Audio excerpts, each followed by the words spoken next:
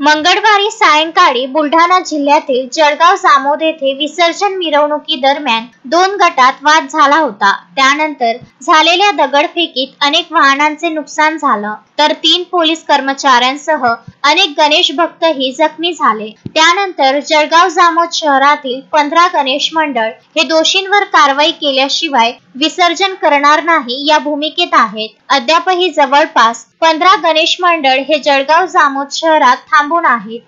जसं माझं म्हणणं असं आहे, पहिले गुन्हेगार पकडा तुम्ही, कोण दगडफेक केली त्याला पहिले पकडा तुम्ही, नंतर मग आपली मिरवणूक निघेल। तोपर्यंत मिरवणूक निघणार नाही। अद्यापही विसर्जन झालेले नाही। जळगाव जामोद शहरात मोठा पोलीस बंदोबस्त असून परिस्थिती नियंत्रणात आहे। जळगाव शहरामध्ये गणपती विसर्जन चालू असताना चौबारावर काही समाजकंटकांनी दगडफेक केली। त्यामुळे मिरवणूक भाजी बाजारमध्ये थांबलेली आहेत आणि काही मंडळ 2 गणेश मंडळ चौबारावर थांबलेले आहेत। अशी अनुचित प्रकार करणाऱ्या व्यक्तीचा प्रशासनाने ताबडतोब कारवाई करून सजा द्यावी ही गणेश मंडळातर्फे सर्व गणेश मंडळातर्फे विनंती आहे।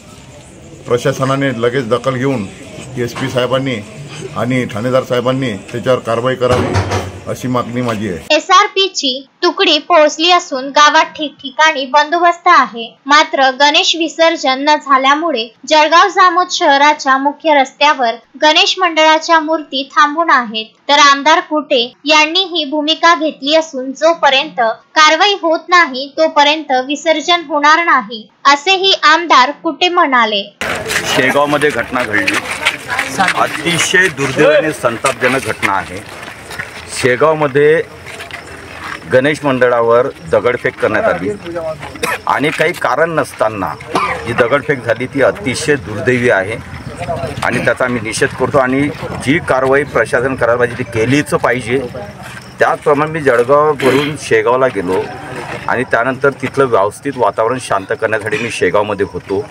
पण त्याच दरम्यान जळगावमध्ये वायली विसर्जन प्रकार घडला तो अतिशय निंदनीय आहे। ज्या पद्धतीनं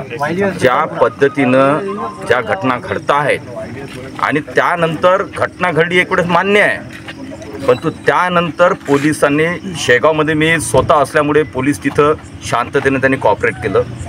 पण मी शेगावात असल्यामुळे जळगावमध्ये ज्या पद्धतीनं हिंदू समाजावर ज्या पद्धतीनं त्यांनी अत्याचार केले त्याचा मी निषेध करतो आणि निषेधार्ह आहे आणि जोपर्यंत यामध्ये व्यवस्थित कारवाई होत नाही तोपर्यंत जळगाव जामोदची मिरवणूक निघणार नाही। कमिटीची मीटिंग आहे, त्या मीटिंगला तुम्ही जासाल का? शांतता कमिटीची कोणती मीटिंग आमदाराशिवाय होऊ शकत तुम्ही जासाल का?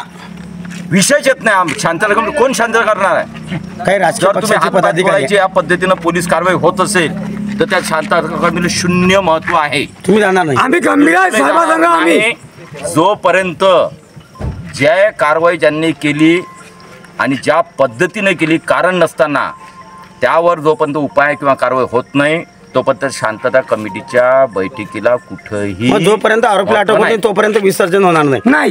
जोपर्यंत याच्यामधला आउटपुट निघत नाही तोपर्यंत या जळगाव शहरातलं विसर्जन होणार नाही। महेंद्र मिश्रा, विदर्भ न्यूज, बुलढाणा।